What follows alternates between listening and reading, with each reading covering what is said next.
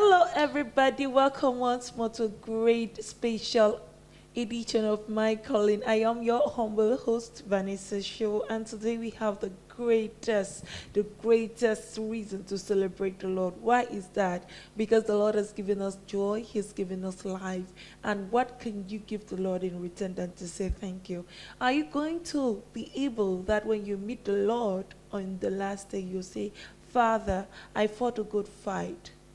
Huh? Say, Lord, I ran, I finished my course. Will you be able to open your mouth and say that? Because it's not all about you living a life, running after, chasing after money and everything, and at the end of the day you die without accomplishing the reason why God called, why God sent you to earth. Yes, you must respect God's will for your life, and that has to do with God's call in your life. So today, we are in another great program of My Calling, and we have a wonderful guest in the house. Our guest is originated from the Center region. She's married to a bishop, having 3 biological children and many spiritual and adopted ones. She is a gospel artist. She is a holder of discipleship training certificate that she obtained in 2013 and many other diplomas. She is a mama pastor, and she is also a co-founder of Église Missionnaire du Salut et de la Restauration. And her artist name is Mama Fire. Hi! Somebody already knows who I'm talking about. If you want to know who this person is, don't go anywhere. We'll be right back. Welcome back. You're watching My Calling with Vanessa Shewo. Today we have an amazing person in the house who has come to share with us her calling to the ministry and of course her work with God. That is what My Calling is all about. She is Mama Fire. That's her artistic name for those who watch Christian music on YouTube. Yes, and I said she is a co-founder of Église Missionnaire du Salut et de la Restauration, married to a bishop. Who am I talking about? It's none other than Pastor Marceline Minkulo. Yes, she is with us. Bonsoir, Mommy Pastor. Bonsoir, Vanessa. Bonsoir. Oh, vous êtes toute belle là. Merci beaucoup. Je suis très contente d'assister à cette émission My Calling, qui veut dire mon appel. Yeah. Et nous sommes tellement contents aussi de vous accueillir sur nos plateaux. Ce n'est pas tous les jours qu'on a un pasteur et aussi une maman pasteur en même temps sur nos plateaux. C'est vraiment une grâce et merci de nous avoir honorés. Merci aussi. Donc, Maman Pastor, Mama Faya, je ne sais pas comment je vais vous appeler, mais elle a tellement de casquettes que si on commence à dévoiler, ça va vous dépasser. Donc, on va rester sur ce cadre du pasteur. Pasteur Marceline. Pasteur Marceline, vous êtes originaire du centre? Oui. Originaire du centre, je suis Ewondo, précisément Vokfuda. Donc, en fait, je peux dire avec fierté, Bebe Gogue. Gorab. Donc, vous êtes Ewondo, ça veut dire que vos parents sont Ewondo. Oui. Bref, mon père, je ne l'ai pas connu, mais la maman, elle est Vokfuda, donc je suis originaire Vokfuda. D'accord. Et vous êtes, maman, vous êtes combien à vos maman? Non, la maman m'a accouché seule. Enfant unique. Je suis un enfant unique. C'est ça la notion qu'on a toujours des enfants uniques. D'accord. Donc, vous pouvez nous raconter un peu comment vous avez grandi en tant qu'enfant unique? Bref, lorsque je nais, la maman a eu une maladie et elle n'a pas pu m'élever. J'ai été transmise entre les mains de Mambombo qui m'a élevée. Donc, j'ai grandi du côté des Bassa. Parce qu'elle est allée en mariage chez les Bassa. C'est là-bas que j'ai grandi. J'ai eu une enfance bien. Pourquoi? Parce qu'elle n'avait pas d'enfant. Donc, j'étais comme son seul enfant. Et à l'âge de 7 ans, j'ai été conduite dans une chorale de l'église catholique. Ah, à elle était l'époque. catholique? Oui, oui. Donc j'ai été conduite là-bas où j'ai fait la chorale pendant plus de 7 ans, étant là-bas. Ah, donc vous êtes spécialiste dans les chansons.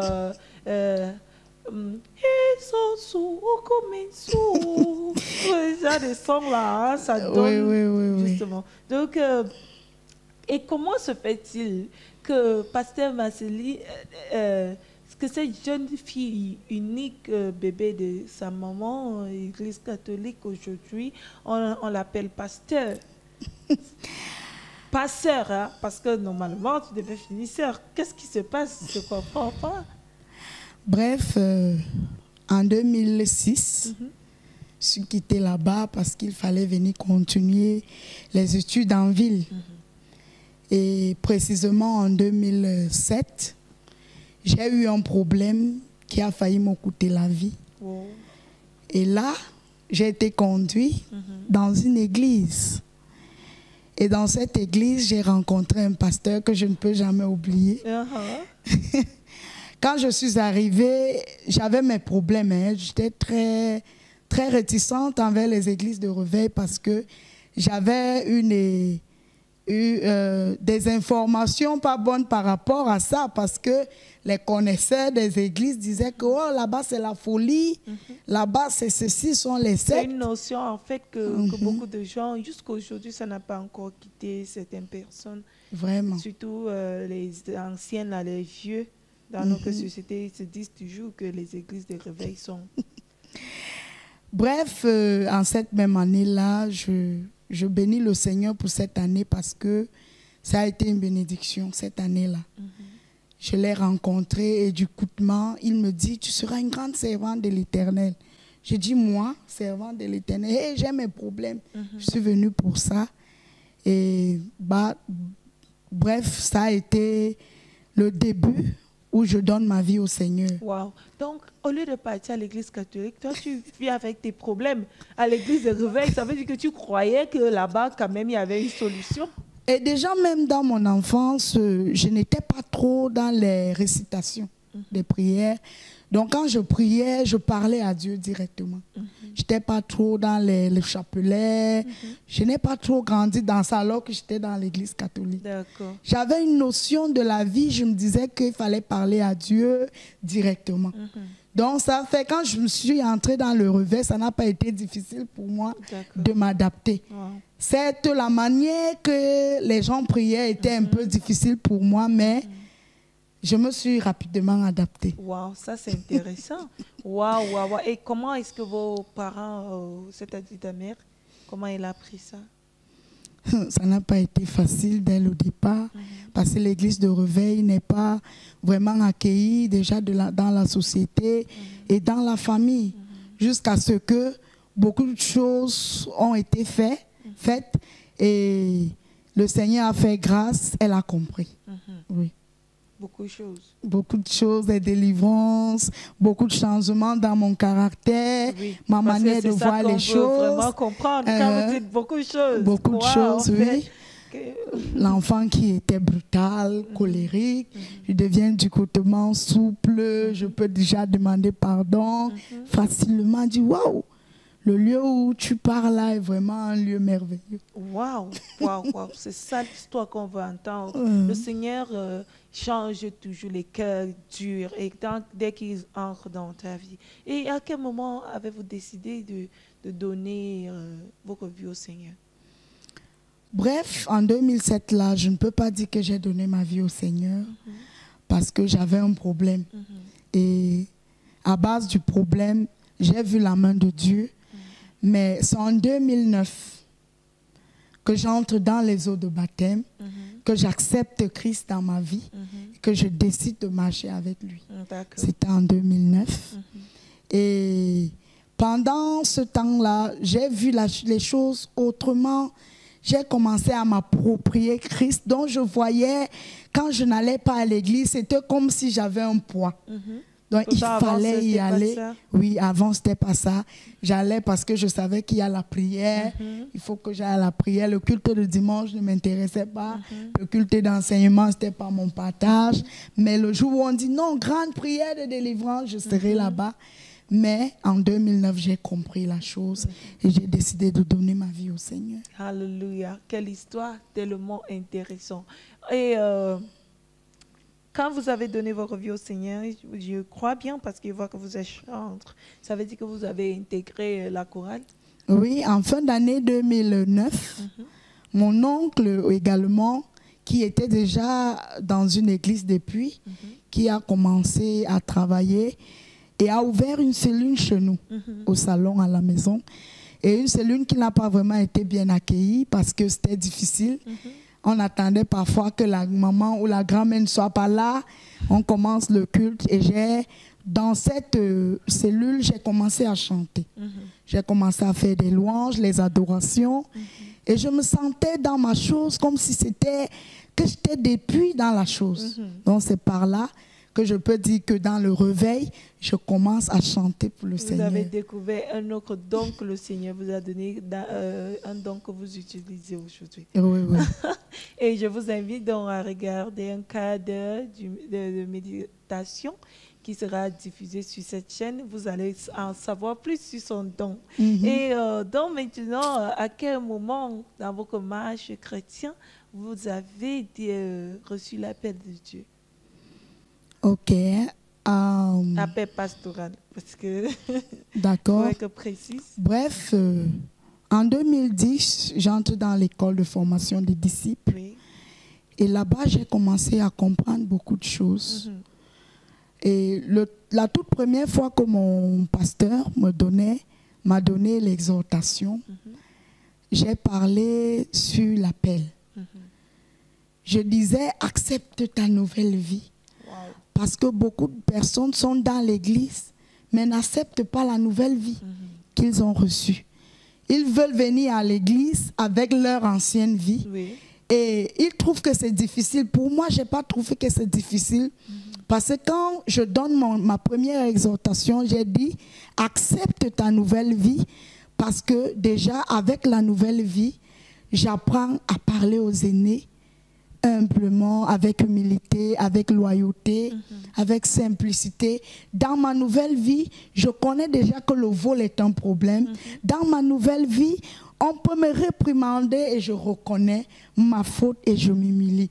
Donc c'est en cette année que mon pasteur a commencé à ressentir mon appel pastoral, ma manière de prendre les choses, ma manière d'être à la chorale, parce que j'étais à la chorale, j'avais un président à la chorale, ma manière de me comporter, ma présidente ne se plaignait pas de moi.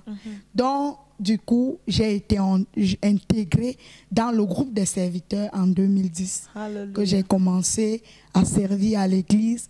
On me donnait déjà des exhortations. Je partais pour parler, autant pour moi, parce que j'ai déjà été habituée avec le mot prester. Donc j'allais exhorter et tout, et les gens étaient émus et remplis de grâce à cause de mon caractère. Amen. Et de ma manière de faire. Alléluia. Elle est venue au Seigneur à travers un problème. C'est un problème qui l'amène à l'église. Et là-bas, elle donne sa vie au Seigneur Jésus-Christ. Et le Seigneur l'appelle dans son ministère. Et qu'est-ce que vous avez fait quand vous avez compris que vous êtes appelé dans ce ministère pastoral? Est-ce que vous avez accepté ça avec? Je n'ai pas accepté ça facilement. Pourquoi? Parce que j'avais déjà vécu avec un pasteur. J'ai été dans une église, je voyais un peu les difficultés. Parfois, il s'occupait de quelqu'un et à un moment, le chiffonnait. Donc, je trouvais que, oh, voilà la marche dans laquelle je suis appelée. Donc, c'était vraiment pas facile. Mais il nous faisait comprendre que dans l'église, il y a beaucoup plus d'avantages que les inconvénients. Avec la marche avec le Seigneur, elle a beaucoup plus d'avantages que les inconvénients. Donc, du coup, je me suis jetée. Et je peux dire aujourd'hui qu'il n'avait pas tort. Il avait raison. Parce que si je peux être belle aujourd'hui, si je peux être très propre, si je peux entrer chez moi et je me sens à l'aise, c'est à cause du Seigneur Jésus. Amen, amen, amen. Donc, en grandissant, je crois que vous avez eu d'autres aspirations, ou bien vous, dans votre tête, c'était pour devenir pasteur un jour. Non, non, non. J'ai aimé beaucoup plus le cadre de la chanson. Oui. Parce que c'est avec ça que j'ai commencé toute petite. Oui. Parce qu'en 2013 même, j'ai été consacrée chantre de l'Éternel. Oui. Donc, j'ai été ou un psalmiste. Wow. Et à quel moment vous êtes devenue maman pasteur? Parce que je vois que vous êtes mariée à un bishop, en fait, un évêque. Ok, d'accord. C'est en 2015 que je rencontre. Bref, en 2014, je rencontre mon mari. Ça n'a pas été long. En 2015, il a dit, oh, quelle belle femme avec plein de vertus. Je ne peux pas te laisser. Et il a dit, chérie, quand on aime une femme, on l'épouse. Donc, il m'a épousée en 2015 et on a commencé la marche. Alléluia. Pendant tout ce temps, je n'étais pas encore pasteur. C'est en 2020 que j'ai été ordonnée solennellement révérende pasteur. Et ne t'atténue pas, on va revenir pour plus d'histoires, plus de motivation, hein, parce que le Seigneur est en train de dire quelque chose pour la personne qui a les oreilles bien ouvertes.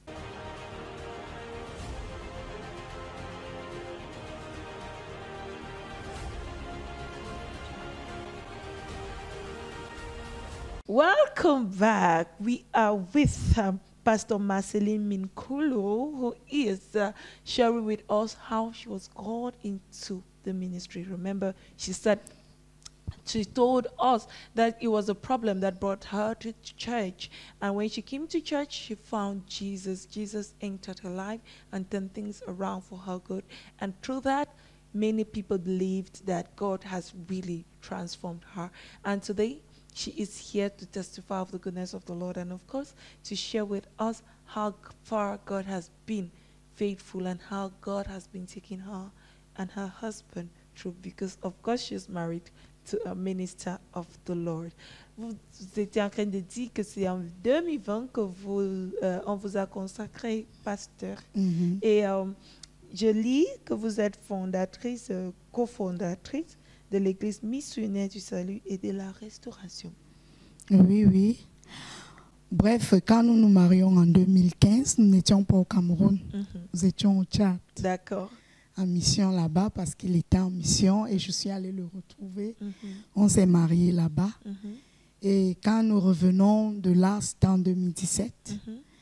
Et nous avons commencé la jeune église qui est déjà vraiment grande aujourd'hui. Alléluia. Oui, c'est en 2017 que l'église missionnaire du salut est née.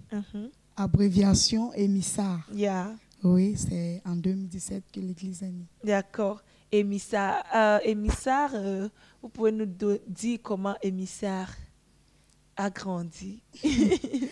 Ok, émissard a commencé dans une maison à cause d'une guérison miraculeuse que mon époux a faite au travers du Saint-Esprit bel et bien dans la vie d'une jeune dame qui était mariée, qui avait déjà fait une maladie de plus de 3 ans. Et ce jour-là, autant pour moi, ce jour-là, elle était en train d'agoniser, elle était en train de perdre sa vie. C'est comme ça que quelqu'un qui connaissait mon mari à l'époque a dit « Ah !» Parce que le nom de Maman Faya me vient de mon mari. Mon mari s'appelle Papa Faya. Aïe, aïe, aïe. Donc, c'est comme ça qu'on dit « Ah, Papa Faya est à Yaoundé. C'est comme ça que dit « Tu connais son numéro 8, appelons-le un peu. On a donc appelé mon mari. Et sans tirer de long en large, ça a été une guérison miraculeuse et prompte. Parce que le Seigneur devait faire quelque chose. Amen. Nous étions à la recherche d'une salle, d'un lieu de culte, parce qu'on avait déjà fini la mission du côté du Tchad, du côté de Ngaoundéré. Nous étions déjà à Yaoundé. Et il fallait un lieu de culte. Et nous le cherchons vraiment ardemment. Et c'est comme ça que Dieu a fait grâce. Le monsieur dit, voici le salon. Vous pouvez commencer et tout. Et c'est là qu'on a commencé. Alléluia. Vos premiers chrétiens? Oui. nos premiers chrétiens, c'était le monsieur là, sa femme, leurs enfants, la sœur de la femme, la mère de la femme. Donc, c'était une église de famille en fait. Justement. Et mes propres enfants, mon époux. D'accord. Oui. Et je crois que tout n'était pas rose. Non, au départ, c'était pas rose. Parce que le lieu dans lequel nous habitions, nous étions vraiment loin de là où il y avait la cellule de prière. Il fallait braver les vents et marées pour y arriver. Il y avait des jours où on n'avait pas l'argent du taxi. Il fallait marcher à pied pour essayer d'amortir le coup. Arriver à un niveau, on prenait peut-être 100 francs pour arriver là où il fallait aller au culte. On arrivait parfois là-bas, les choses ne sont pas arrangées. C'est quand on arrive qu'il faut arranger les chaises, essayer de balayer pour commencer le culte. Personne ne peut porter ton appel plus que toi. Oui, oui. Donc, quand nous, on arrivait, parfois, on trouve qu'ils ne sont même pas lavés. C'était comme ça. Mais je peux dire aujourd'hui que Dieu a fait grâce. Beaucoup de choses ont changé. Les chrétiens ne vous donnent pas les mots de tête? Les chrétiens, ce sont les mots de tête. Les chrétiens ne sont pas faciles pour accepter. Nous, les chrétiens, nous ne sommes pas faciles. Même pas un peu. Mais c'est parce que le fait, je peux dire ici, aux bien-aimés qui aspirent au pastorat, c'est d'aimer la chose. Quand tu aimes la chose, hier même l'homme de Dieu nous parlait à l'église de mon amour pour le Seigneur. Quand j'aime le Seigneur, je ne vais pas regarder les fautes de la personne qui est devant moi. Je vais essayer de l'aider afin de vaincre la période sombre qu'elle vit. D'accord. Et à quel moment vous avez quitté de cette petite salon pour... Bref, ça a été vraiment rapide parce que le Seigneur nous a accordé la grâce 6 mois après de trouver un lieu meilleur que là. Wow. Nous avons commencé et là c'était dans mon salon. Parce que nous sommes quittés du salon là-bas parce qu'à l'époque là mon salon était tout petit et j'ai cherché une maison plus grande où j'ai ramené l'église dans mon propre salon. Là je pouvais déjà commencer à régler les choses à 15 heures pour que si les gens arrivent à 16 heures que les choses soient bien faites. Et à là, quelques 9 mois après, le Seigneur nous a donné la grâce d'avoir un terrain où nous avons bâti l'émissaire. Amen. Alléluia. Quelle histoire de croissance. Ça montre vraiment que quand le Seigneur t'appelle, il pourvoit toujours et tellement, tu ne vois pas le temps passer, tu vois seulement comment le Seigneur fait grandir le ministère. Et c'est tellement pertinent à tout le monde. Si tu continues à rencontrer les défis, commence à te poser les questions, que tu aies 5 ans, 6 ans, 10 ans, rien ne change. Pose-toi la question si le Seigneur t'a vraiment envoyé. Pose-toi la question si le Seigneur t'a vraiment envoyé. Donc, Maman Pasto, vous êtes aussi Maman Pasto. Vu que votre mari, c'est Bishop... Mon mari a commencé en tant qu'un pasteur. Oui. Il a été en 2015 au Tchad, apôtre. Nous avons vécu dans cette atmosphère-là jusqu'au 18 novembre 2023, où il a été élevé évêque élu. Non. Et comment vous gérez ces deux responsabilités en tant que pasteur et ma pasteur en même temps? Ce n'est pas difficile pour moi. Je reviens sur ça parce que j'ai aimé la chose. Je peux dire ici, j'ai épousé la chose. Dans mon ministère, je suis une maman merveilleuse. Et mon époux n'a pas de difficulté parce que j'ai su faire la différence entre mon mari et mon pasteur ou bien mon dirigeant, mon leader. Parce qu'à l'église, il est mon leader. Je sais faire la part des choses. À l'église, il est mon leader, c'est-à-dire mon père. À la maison, il est mon bébé, il est mon mari, il est mon chouchou. Alléluia. Donc, souvent, je l'appelle mon Bertrand l'amour. Donc, j'ajoute même en disant mon chocolat blanc, il a tous ses noms. Ouais. Donc, mais... Papa, voici la talakou qu'on te fait ce soir. Oh. Mais à l'église, il est papa. Papa. Quand il est rigoureux dans une chose, je ne réponds pas, je ne riposte pas du papa, j'ai compris. Les enfants et les pasteurs peuvent l'attester. Et je m'en sors parce que je suis déjà moi-même pasteur et lui un évêque.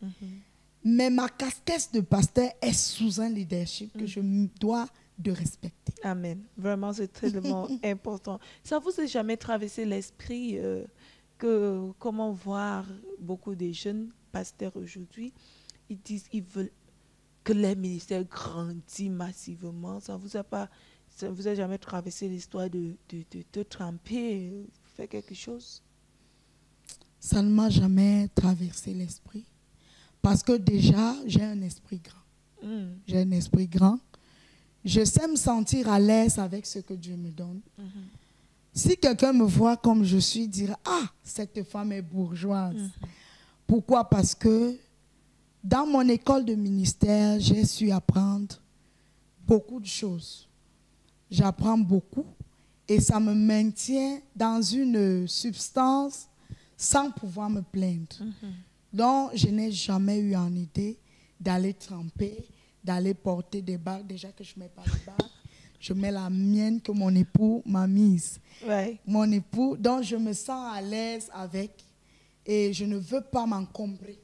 Parce que beaucoup de gens, Ils veulent la gloire, là. oui, veulent s'encombrer. Moi, j'appelle ça l'encombrement.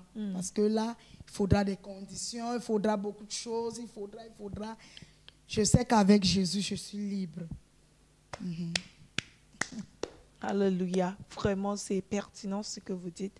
Et j'avais une question à vous poser. Votre mentor, vous avez un mentor?